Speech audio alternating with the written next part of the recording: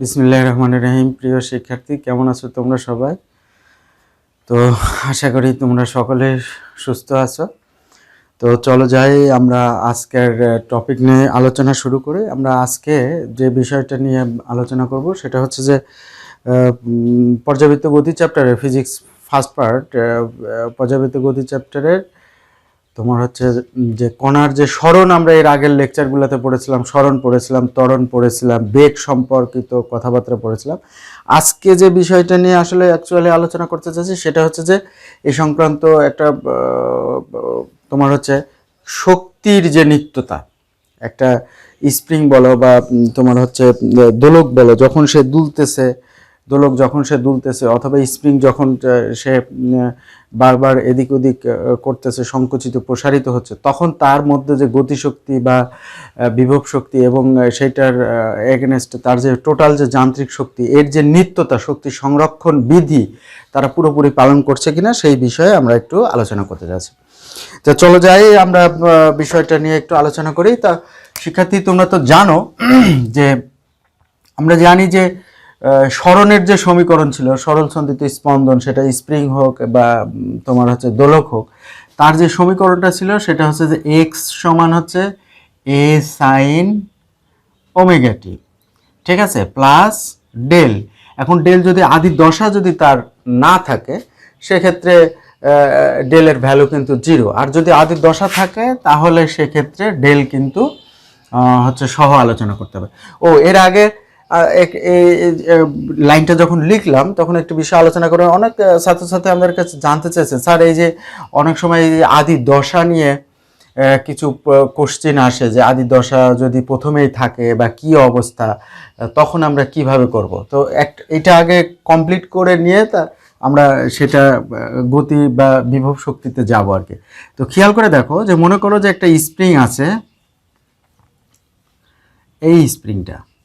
এই স্প্রিংটাকে যদি প্রথমেই আমি টেনে মনে করো যে একটু প্রসারিত করলাম, সে ধরো যে এখানে আমি অল্প কিছু প্রসারিত করেছি, হতে পারে সে 2 সেন্টিমিটার, হতে পারে সে 4 সেন্টিমিটার, তাহলে প্রথমেই যদি আমি তাকে কিছুটা প্রসারিত করি, মানে কিছুটা আগায়, অর্থাৎ একটা দোলককে যদি আমার দোলকের সাম্য অবস্থাটা হচ্ছে এইটা, দোলককে যদি আগে যখন টি সমান 0 তখন দোলককে যদি আগেই যদি তাকে একটা নির্দিষ্ট বিস্তার, মানে এই যে সরণ হতে হতে সর্বোচ্চ যে বিস্তার, এই বিস্তার যদি আমরা নিয়ে যাই, তার মানে এক সমান এখানে কি সর্বোচ্চ বিস্তারে, এক সমান এ বিস্তারে, তাহলে এখানেও কিন্তু আমরা যে এইটাকে টেনে লম্বা করছি, অর্থাৎ কতটুকু সরণ করছি সর্বোচ্চ বিস্তার, এরপর টেনে আমরা ছেড়ে দেব, তার মানে সর্বোচ্চ কতটুকু এক সাইডে আমরা কিন্তু এ পরিমাণ, অর্থাৎ সর্বোচ্চ পরিমাণ সরণ আমরা ঘটাইলাম।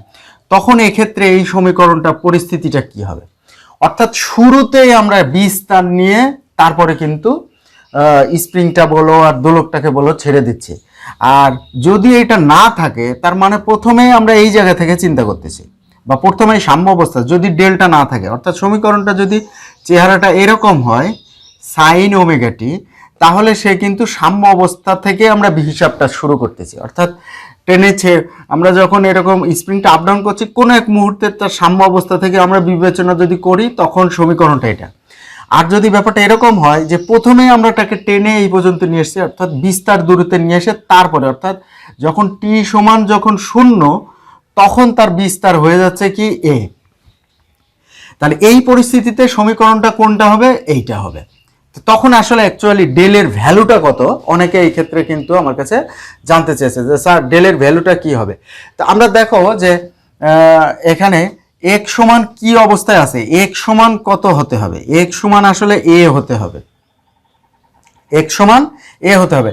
তাহলে এক্স এর সাথে কি সমীকরণ যুক্ত আছে খেয়াল করে দেখো, এক্স এর সাথে এ আছে sign omega t plus del, তাহলে এই টোটালটা কিন্তু তখন কি হয়ে যাবে, আমি যদি এইখানে যদি 1 দিয়ে দিই তখন কিন্তু এক সমান এ হওয়ার সুযোগ আছে। তা কখন তোমার সাইন ওমেগা টি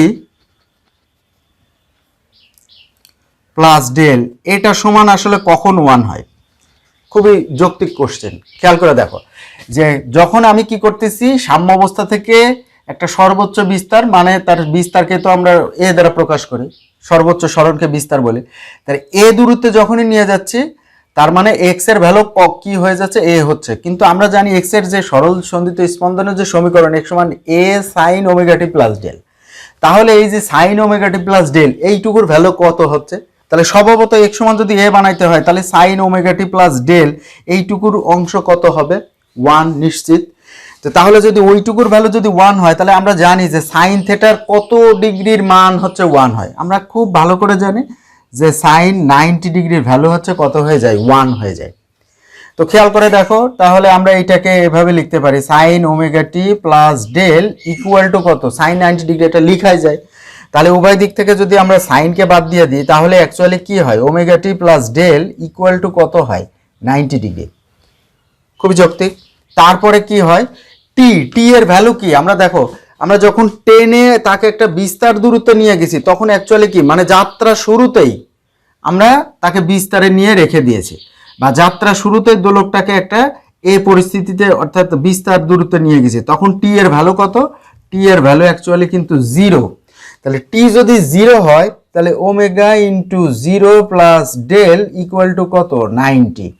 তার মানে কি হচ্ছে? ওমেগা ইন্টু 0 তার মানে কত? 0। তাহলে শুধুমাত্র ডেল সমান কি থাকে? ডেল সমান 90 ডিগ্রি, বা 90 ডিগ্রিকে যদি রেডিয়ানে লিখি তাহলে কি হবে? π/2। এই যে চলে এসছে। তাহলে বুঝতে পারতেছো যে যখন একটা বিস্তার নিয়ে আমরা তখন স্প্রিং অথবা দোলকটাকে যদি হচ্ছে কম্পন দিই বা সরল সন্ধিত স্পন্দনে দুলতে দিই, যদি প্রথমেই একটা বিস্তার নিয়ে যদি শুরু করে তখন কিন্তু তার আদি দশা π/2 আকারে থাকে। আশা করি তোমরা এই কনসেপ্টটা বুঝতে পারছো। তখন সমীকরণটা কেমন হবে? তখন তার মানে এইটাকে আমরা তখন কি লিখতেছি? x সমান দেখো a sine omega t plus del, এটাকে তখন আমরা এটুকু কৌশল করেও কিন্তু লিখতে পারবো। তাহলে ওমেগা টি প্লাস আমরা কি লিখতে পারি? 90 ডিগ্রিকে আমরা কি π/2 এটা লিখতে পারি। আমরা এটাকে আরেকটু সুন্দর করেও তো লিখতে পারি, π/2 প্লাস ওমেগা টি, এভাবেও তো আমরা এটাকে কিন্তু লিখতে পারি। আর একবার কি জাস্ট π/2 এখানে ছিল, এটা ছিল এখানে লিখছি। দেখো এবার কি লেখা যায়? আমরা একটা সূত্র জানি, sine π/2 plus theta equal to কি হয়ে যায়? Cos theta. কেন কস থিটা হয়? আমরা জানি যে আমরা যদি কোয়াড্রান্ট হিসাব করি, খেয়াল করে দেখো π/2 প্রতিটা এটাকে বলা হচ্ছে π/2। তাহলে π/2 সাথে আরো কি থিটা ডিগ্রি কিন্তু চলে এসছে, তার মানে এটা কি 2 নাম্বার ঘরে চলে এসছে, দ্বিতীয় চতুর্ভাগে অবস্থান করছে। আর দ্বিতীয় চতুর্ভাগে যখন অবস্থান করতেছে তখন আরো আরেকটা কনসেপ্ট আমরা জানি যে π/2 এর যদি জোড় গুণিতক হয় তাহলে ত্রিকোণমিতির যে অনুপাত থাকে সেই অনুপাতই কিন্তু ব্যবহার হয়। কিন্তু এখানে দেখো π/2 এর সাথে বেজোড় গুণিতক আছে, অর্থাৎ π/2 এখানে সিঙ্গেল আকার আছে, অর্থাৎ 1 এখানে গুণ আকারে আছে। তাহলে π/2 এর যেহেতু বেজোড় গুণিতক আছে তাহলে সাইন হয়ে যাবে কি? কসে রূপান্তরিত হয়ে যাবে।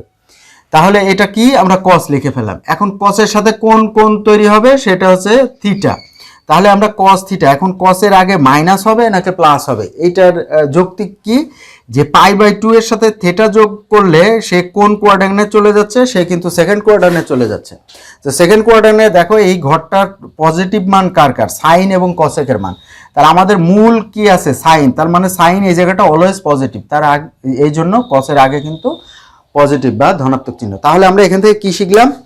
যে সাইন π/2 প্লাস থিটা, যেহেতু π/2 এর সাথে এখানে বেজোড় গুণিতক অর্থাৎ সিঙ্গেল মানে বেজোড় গুণিতক আকারে আছে, সেজন্য সাইনের অনুপাতটা কি হয়ে যাবে? কস। আমাদের যদি ট্যান থাকতো কটে চলে যেত কিন্তু। তারপরে তোমার হচ্ছে কস থাকলে সাইন হতো, সাইন আছে এখানে কিন্তু কস হয়ে গেছে। আশা করি বিষয়টা বুঝছো। তাহলে π/2 এর যেহেতু বিজোড় গুণিতক এই কারণে আমাদের সাইন চলে এসছে কসে, আর হয়ে যাবে কি? এই যে থিটা, এর সাথে কি থিটা যোগ হয়, তাহলে কসের পরে থিটা। এখন ঘটনা হচ্ছে যে সে কোন কোয়াড্রান্টে গেছে? দ্বিতীয় কোয়াড্রান্ট। যেহেতু আমাদের মূল অঙ্ক সাইন, তাহলে মূল সাইন সেকেন্ড কোয়াড্রান্টে কি অবস্থায় আছে? ধনাত্মক মান আকারে আছে, তার মানে এই জন্য কসের আগে ধনাত্মক। তাহলে এই কনসেপ্টটাই আমরা এইখানে বসাইতে পারি যে সাইন π/2 প্লাস থিটা সমান যদি কস থিটা হয় তাহলে এটাকে আমরা এখন এভাবেও লিখতে পারি, এ কস ওমেগা টি। এই দেখো, তার মানে এটা থেকে কি বুঝলাম, আমরা যদি সে যদি আগেই একটা দশা নিয়ে চলে এবং সেই দশাটা যদি বিস্তার দশায় যদি থাকে, অর্থাৎ সরণটা যদি বিস্তারে হয়, তাহলে সেক্ষেত্রে ডেলের ভ্যালু কত, π/2 হবে। আশা করি বুঝতে পারছো। এবং সেটাকে যদি ম্যাথমেটিক্যালি যদি আমরা করতে পারি, তাহলে x সমান a cos ওমেগা t, অর্থাৎ তখন সে কসের সূত্র মেনে চলবে, কসের যে ওয়েভ আছে সেটা সে মেনে চলবে। কিন্তু আমরা এটা দিয়েও করতে পারি সরাসরি, এটাও কিন্তু লিখে আমরা অঙ্কগুলা করতে পারি। এরপরে তোমরা এখান থেকে বেগের সমীকরণ বের করতে পারবা। বেগ বের করতে গেলে তোমাদের কি লাগবে, বেগ সমান হচ্ছে dx ডিভাইডেড বাই dt। আবার ত্বরণ বের করতে গেলে a সমান হচ্ছে কত, dv ডিভাইডেড বাই dt। এটা কিন্তু বের করতে, সেক্ষেত্রে d ভাগ dt into dx divided by dt। এই যে v সমানে যে এটা বসায়, তাহলে এখানে এইটার যদি তুমি ডিফারেন্সিয়েশন করো দুইবার, তাহলে ত্বরণ হয়ে যাবে। এটার যদি একবার ডিফারেন্সিয়েশন করো তাহলে বেগ পেয়ে যাবে। এভাবেই কিন্তু আমরা সমীকরণগুলা বের করতে পারি। তাহলে কোনো কণার সে যদি বিস্তার দশায় থাকে তাহলে সমীকরণটা কি, এখানে ডেলের ভ্যালু সবসময় যে π/2 হবে তা কিন্তু না, π/3 হতে পারে, যা কিছু তাই। তাহলে সেই অনুসারে তখন আমরা কিন্তু গণিতটাকে সলিউশন করতে থাকবো। তো ঠিক আছে, আমি আশা করি তোমাদের এই বিষয়টা তোমরা স্পষ্টভাবে বুঝতে পারছো। তো এখন আমরা যেটা আলোচনায় মূল যে কথা ছিল সেটা হচ্ছে যে আমাদের এই যে সরলসন্ধিত স্পন্দনে যখন কোনো কণা কাঁপতে থাকে, তখন তার বিভব শক্তি বা গতিশক্তি বা দুইটার টোটাল যে যান্ত্রিক শক্তি সেটা কি, বা সেটাকে তোমার মেনে চলে কিনা, অর্থাৎ শক্তির নিত্যতা মেনে চলে কিনা, সেটা আমরা এখন একটু দেখব। তো খেয়াল করে আমরা একটু আঁকাই। একটা স্প্রিংকে মনে করো এভাবে আঁকাইলাম, এই। তাহলে একে যদি আমরা কাঁপতে থাকি তাহলে একবার কি হবে, একবার এইদিকে আসবে, আর একবার কি হবে, আরবার সংকুচিত হয়ে উপরের দিকে যাবে, এভাবে কিন্তু সে কাঁপতে থাকবে। আবার যদি একটা দোলক এভাবে চিন্তা করি, এরকম ভাবে এই দোলককে যদি কাঁপাইতে দেওয়া হয় তাহলে কি এই সাম্য অবস্থা, এটা সাম্য অবস্থার সাপেক্ষে এইদিকে, তার মানে এইদিকে যদি -a বা এইদিকে যদি +a চিন্তা করি তাহলে +a -a এভাবে কিন্তু সে কাঁপতে থাকবে। আবার এদিকেও সে কিন্তু প্লাস মাইনাস, এদিকে যদি আমরা প্লাস ধরি, এদিকে যদি মাইনাস ধরি, তাহলে প্লাস মাইনাস এভাবে কিন্তু এই সরণটা এভাবে কাঁপতেছে।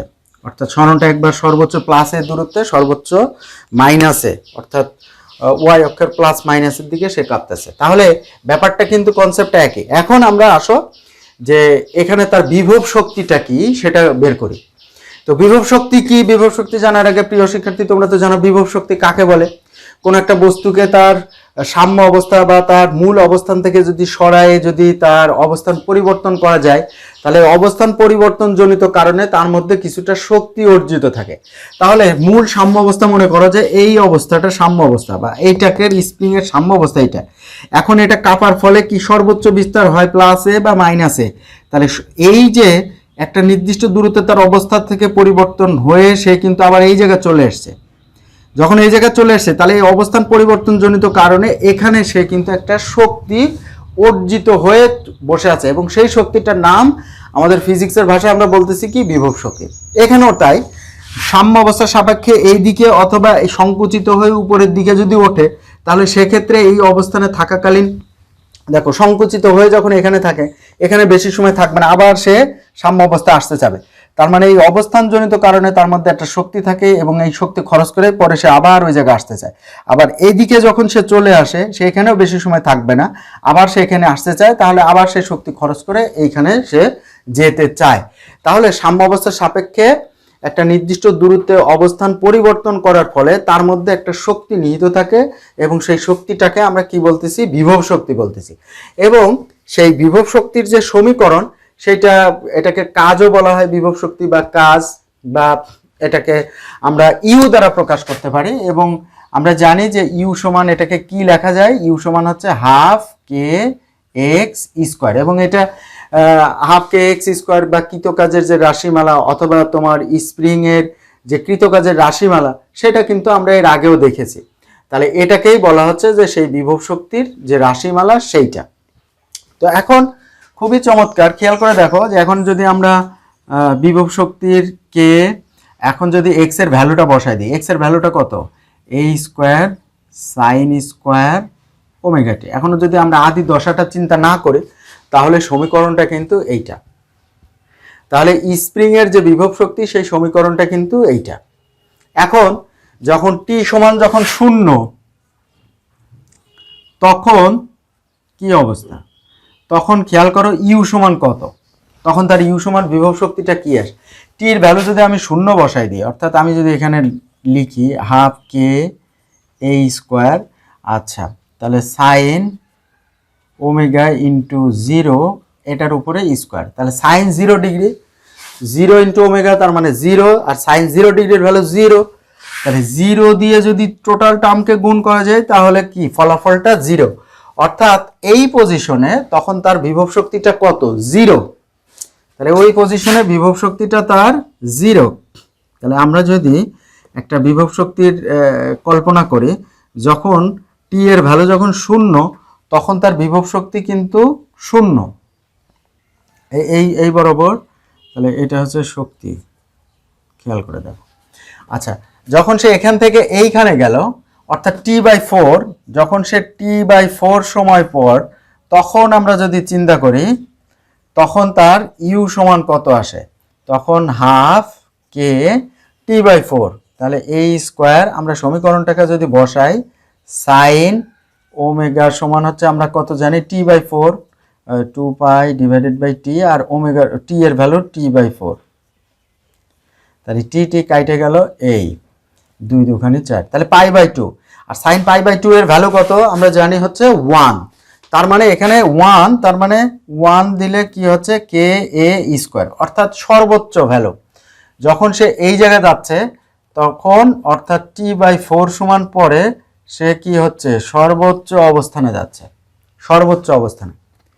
তাহলে তখন সে কি হচ্ছে সর্বোচ্চ অবস্থানে। আবার যখন সে কি করতেছে এই জায়গা থেকে যখন সে আবার ফিরে আসছে, তার মানে সে গেল t/4, আবার এখানে আসার জন্য আরো t/4, তার মানে দুইটা t/4 কত হচ্ছে t/2, তার মানে সে যখন t/2 সময় পরে তখন তার ইউ কত আসতেছে? হাফ কে এ স্কোয়ার সাইন, খেয়াল করো 2 π/t, এটা হচ্ছে ওমেগার ভ্যালু, আর টি স্মল টি এর ভ্যালু t/2, তাহলে টি কাটলাম এই, তাহলে সাইন পাই এটার উপরে স্কোয়ার আছে, তাহলে দেখো সাইন পাই মানে কত? 180, 180 মান হচ্ছে 0, তাহলে 0 দিয়ে এটাকে গুণ করলে কি হয়? ফলাফল কিন্তু 0। তার মানে আমরা যদি t/2 এটা চিন্তা করি, তার মানে তখন সে কিন্তু আবার এই জায়গায় চলে আসতেছে। তাহলে এভাবেই কিন্তু সে একটা কার্ভ মেনটেন করে চলতেছে কিন্তু, তাহলে এখানে কিন্তু সে আবার একটা কার্ভ মেনটেন করে চলতেছে। আমরা এই গ্রাফটাকে যদি এভাবেও চিন্তা করি, যে এইরকম ভাবে চিন্তা করি যে এইদিকে মাইনাসে এদিকে প্লাসে, এরকম ভাবে যদি চিন্তা করি, এটা হচ্ছে 0, তাহলে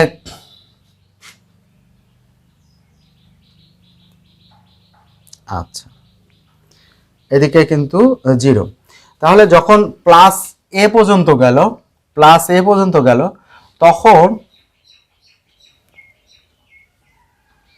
তখন তার বিভব শক্তি কিন্তু ম্যাক্সিমাম, আর যখন সে 0 পজিশনে আসতেছে তখন কিন্তু তার বিভব শক্তি, এটা হচ্ছে বিভব শক্তি, এটা বিভব শক্তি, এটা হচ্ছে বিভব। তাহলে যখন থেকে 0 পজিশনে তখন তার বিভব শক্তির ভ্যালু কত? 0। এই অক্ষ বরাবর শক্তিকে আমরা যদি চিন্তা করি, এই অক্ষ বরাবর শক্তি যখন দেখো সে 0 অবস্থানে ছিল তখন সে বিভব শক্তিটা কি? 0। আর যখন অর্থাৎ যে প্লাস অবস্থানে তখন তার বিভব শক্তি কি? ম্যাক্সিমাম। অর্থাৎ প্লাস এতে যখন ছিল, যখন সে প্লাস এতে যখন ছিল তখন তার কিন্তু বিভব শক্তি ম্যাক্সিমাম, ঠিক আছে এইটা। আর এই কাপটা গতিশক্তি বোঝাবে যখন আমরা গতিশক্তির টার্ম, তাহলে এইভাবে কিন্তু আবার চলতে থাকবে, এইভাবে কিন্তু আস্তে আস্তে এরকম চলতে থাকবে। তো এটা গেল হচ্ছে তোমার শক্তির গতিশক্তির বিভব শক্তির যে সমীকরণ সেইটা। এখন আমরা দেখি যে বিভব শক্তি গেল, বিভব শক্তি গেল, এখন আমরা গতি শক্তির সমীকরণটা কি সেইটা একটু জানার চেষ্টা করি। তো গতি শক্তির সমীকরণ আমরা আগে জানি, এখানে একটু জায়গা সংকুলন, হাফ কে a square sine square omega টি, এটা একটু মুছে দিই। এবার দেখো যে আমরা গতিশক্তির সমীকরণটা কি, গতিশক্তির সমীকরণকে যদি আমরা কে দ্বারা প্রকাশ করি তাহলে হাফ এম ভি স্কোয়ার। তা হাফ এম ভি স্কোয়ার এটা হচ্ছে গতিশক্তির, যে কোনো গতিশক্তির সমীকরণ বের করার জন্য আমরা এই টার্মটাকে ব্যবহার করে থাকি। তো মজার ব্যাপার হচ্ছে হাফ লিখলাম, এম লিখলাম, ভি স্কোয়ার ভ্যালুটা কি, ভি স্কোয়ার ভি মানে হচ্ছে omega a cos of omega t, অর্থাৎ এই যে এক্স কে যদি একবার ডিফারেন্সিয়েশন করা যায় তাহলে রেজাল্টটা কি আসে, omega a cos omega t. এইটার কি আছে, এইটার আছে ই স্কোয়ার, যেহেতু ভি স্কোয়ার তার মানে ওইটা ই স্কোয়ার আকারে আছে। তাহলে এখানে আমরা লিখতে পারি হাফ এম ওমেগা স্কোয়ার এ স্কোয়ার কস স্কোয়ার ওমেগা টি, এইরকম আকারে আছে। তাহলে এখানে কি আসে, আবার ওমেগা সমান আমরা কি জানি, ওমেগা সমান আমরা জানি হচ্ছে কে ডিভাইডেড বাই এম, ঠিক আছে। তাহলে a square cos square omega টি, তাহলে এম এম কাটা যায়, তাহলে হাফ কে a square cos square omega টি।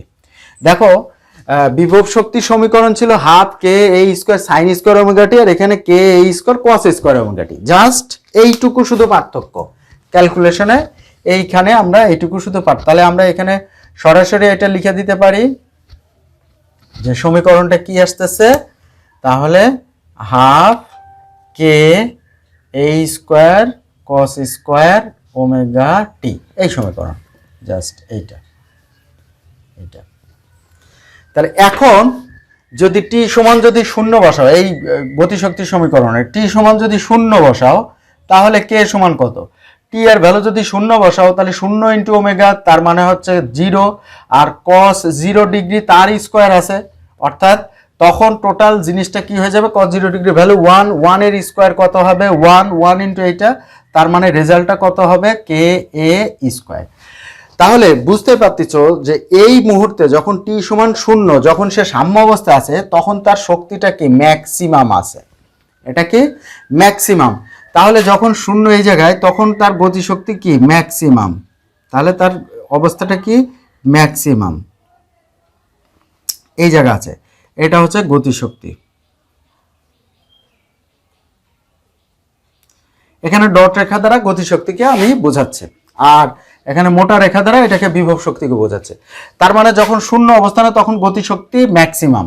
এখন টি সমান যখন টি ডিভাইডেড বাই 4 দিব, তখন এইটার ভ্যালুটা কত হয়, হাফ কে দেখো a square cos 2 pi divided by t into t এর ভ্যালু টি ডিভাইডেড বাই 4 তার স্কোয়ার, তাহলে 2 দুগুণে 4, টি কাইটে দিলাম, তাহলে হাফ কে এ স্কোয়ার।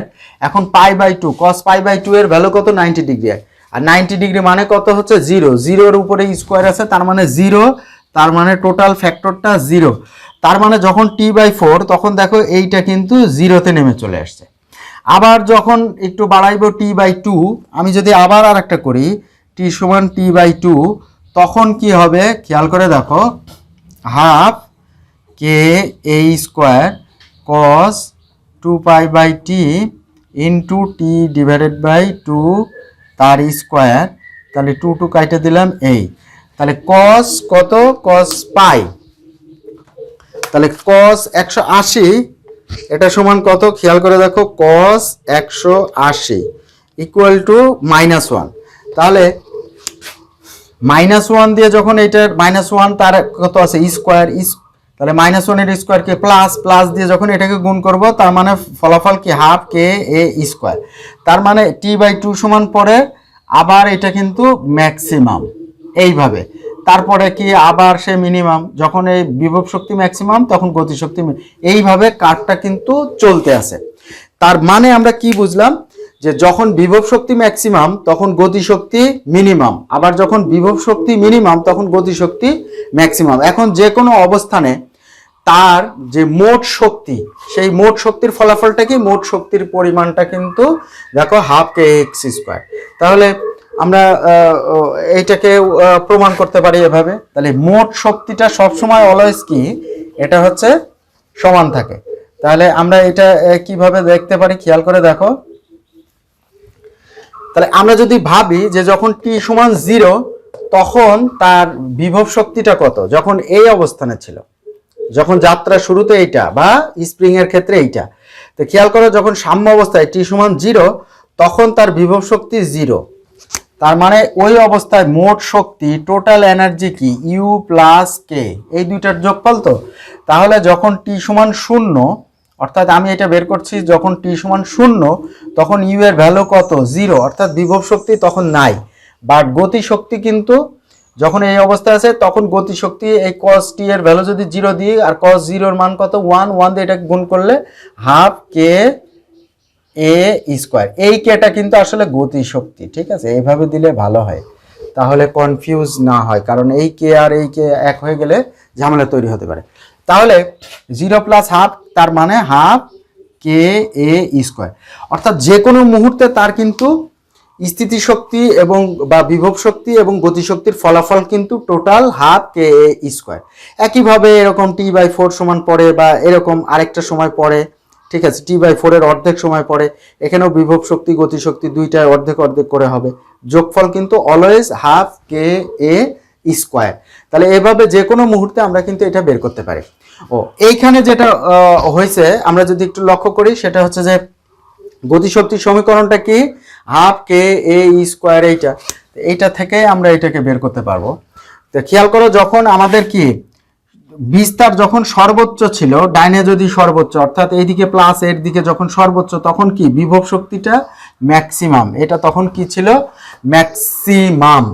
যখন এক্স এর ভ্যালু এ হয়েছে, যখন এক্স সমান কি হয়েছে, এ হয়েছে, তাহলে এক্স সমান যখন এ হয়েছে, বিভব শক্তিটা কি হয়েছে, তখন ম্যাক্সিমাম।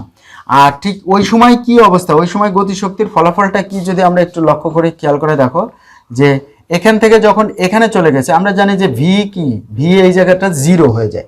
তো ওই জায়গা যদি 0, ভি এর ভ্যালু যদি আমরা যদি 0 বসাই দিই, তাহলে 0 দিয়ে তাহলে টোটাল গতিশক্তির ফলাফলটা কি, 0। তার মানে যখন বিভব শক্তি ম্যাক্সিমাম তখন গতিশক্তিটা কি ওইখানে তোমার হচ্ছে 0।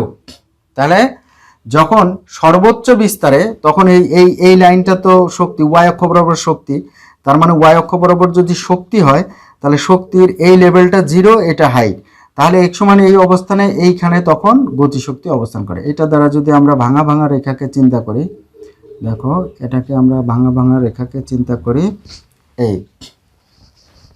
অবস্থা, ঠিক আছে, এটাকে এইভাবে না, এটাকে এভাবে চিন্তা করতে হবে, এইভাবে আসে, ঠিক আছে, এইভাবে আসে, এইভাবে। তার মানে শক্তির ভ্যালু তখন কি, বিভব শক্তি এখান থেকে যখন এখানে যাচ্ছে প্লাস এ বিস্তারে, তখন তার বিভব শক্তিটা ম্যাক্সিমাম, কিন্তু গতি শক্তি এখানে নাই, কারণ ভি ইকুয়াল টু 0, ঠিক আছে। আবার যখন সে সাম্য অবস্থায় আসতেছে, সাম্য অবস্থা আসলে সে তো তার তখন কি, সাম্য অবস্থা মানে এক্স এর ভ্যালু নাই, এক্স সমান হচ্ছে কি হয়ে গেছে, তখন এক্স সমান 0, শূন্য অবস্থানে তখন কিন্তু তার বিভব শক্তি নাই, তখন কিন্তু তার গতি শক্তি আছে, তখন কিন্তু তার এই জায়গাটা ভি এর ভ্যালু কি, ম্যাক্সিমাম, আমরা এটা জানি, ভি এর ভ্যালুটা ওই জায়গাটা ম্যাক্সিমাম হয়ে যায়। আমরা এই সমীকরণটাকে আর একটু ঝালাই করে এভাবেও লিখতে পারি, গতিশক্তির সমীকরণ। দেখো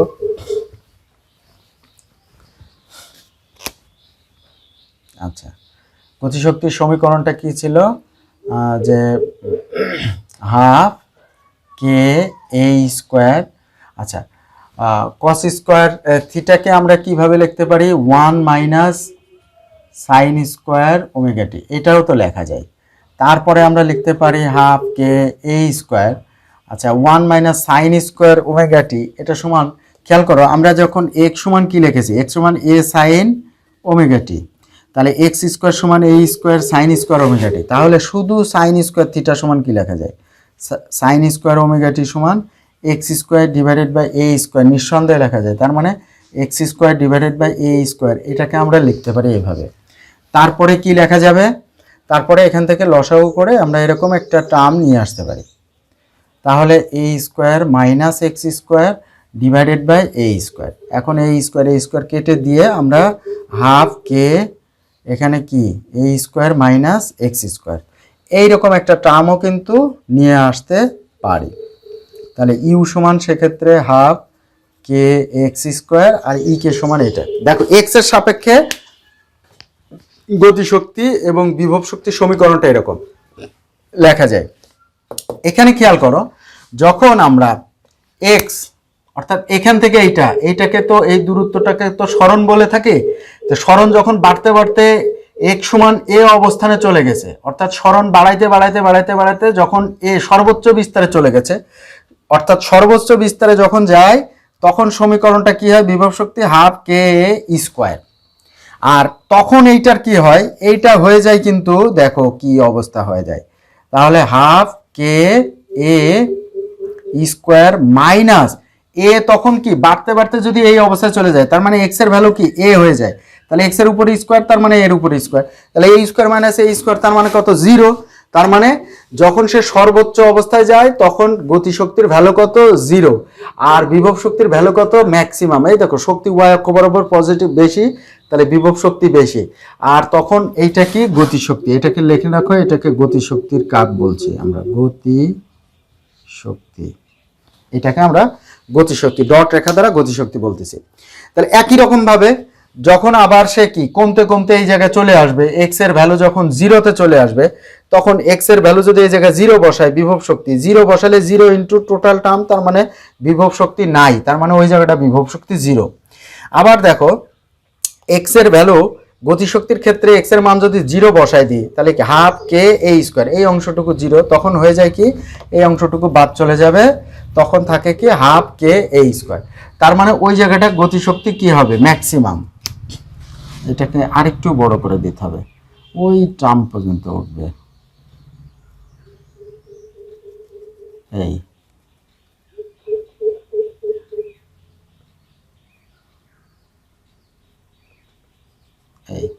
এখানে যখন সে জিরো, ওখানে যখন সে ম্যাক্সিমাম। এই তাহলে গতিশক্তিকে আমরা ভাঙা রেখা দ্বারা প্রকাশ করছি, বিভব শক্তিকে ব্রড এভাবে আমরা লিখে দিচ্ছি। তাহলে এই হচ্ছে, আশা করি তোমরা বুঝতে পারছো শিক্ষার্থী, যে শক্তির সাথে বিস্তারের সাথে কেমন ভাবে সম্পর্কিত হয়, এটা কিন্তু আমরা বুঝতে পারতেছি।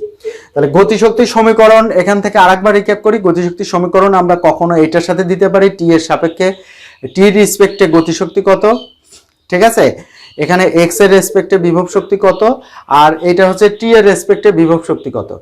তাহলে গতিশক্তির সমীকরণও দুইটা, বিভব শক্তির গতিশক্তির সমীকরণ কি, এটা হচ্ছে টি এর রেসপেক্টে এই অংশটা এইটা, আর এক্স এর রেসপেক্টে হচ্ছে এইটা। বোঝা গেছে ঘটনাটা? আশা করি তোমরা বুঝতে পারছো। তাহলে গতিশক্তি এবং বিভব শক্তির সমীকরণ কিন্তু আমরা এভাবে পেতে পারি। গতিশক্তি ই কে সমান হাফ কে স্কোয়ার ওমেগা স্কোয়ার, হাফ কে স্কোয়ার কস স্কোয়ার ওমেগা টি, এটা হচ্ছে টি এর রেসপেক্টে গতিশক্তি, আর এটা হচ্ছে হাফ কে a square minus x square, এটা হচ্ছে এক্স এর রেসপেক্টে গতিশক্তি। একইভাবে বিভব শক্তি এক্স এর রেসপেক্টে এইটা, টি এর রেসপেক্টে এইটা। তাহলে এভাবেই কিন্তু আমরা করতে পারি। আর টোটাল যে শক্তি, দুইটা শক্তির যোগফল, এবং দুইটা শক্তির যোগফল সবসময় কত হয়, হাফ কে এ স্কোয়ার। যে কোনো মুহূর্তে দুইটাকে যদি আমরা যোগ করি, যখন টি সমান 0 তখন যোগ করলেও দেখেছি হাফ কে স্কোয়ার, টি সমান যখন টি তখন যোগ করলেও হাফ কে স্কোয়ার। আশা করি তোমরা ব্যাপারটা ক্লিয়ার হয়েছে।